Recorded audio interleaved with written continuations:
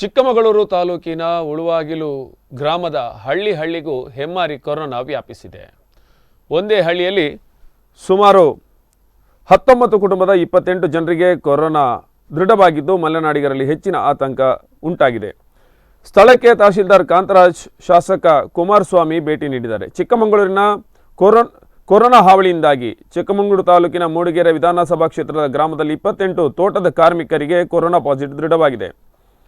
ಈ ಬಗ್ಗೆ ತಹಶೀಲ್ದಾರ್ ಭೇಟಿ ನೀಡಿ ಅಲ್ಲಿನ ಜನರಲ್ಲಿ ಜಾಗೃತಿಯನ್ನು ಮೂಡಿಸಿದ್ದಾರೆ. ಯಾರು ಮನೆಯಿಂದ ಹೊರಬಾರದಂತೆ ವಿನಂತಿಯನ್ನು ಮಾಡಿದ್ದು, ಆರೋಗ್ಯ ಸಿಬ್ಬಂದಿಗಳಿಗೆ ಪ್ರತಿದಿನ ಗ್ರಾಮಕ್ಕೆ ಭೇಟಿ ನೀಡುವಂತೆ ಸೂಚನೆ ನೀಡಿದ್ದಾರೆ. ಪ್ರತಿ ಕುಟುಂಬಕ್ಕೆ 1 ತಿಂಗಳ ಆಹಾರ ಕಿಟ್ ತಹಶೀಲ್ದಾರ್ ಅವರು ವಿತರಣೆ ಮಾಡಿದ್ದಾರೆ.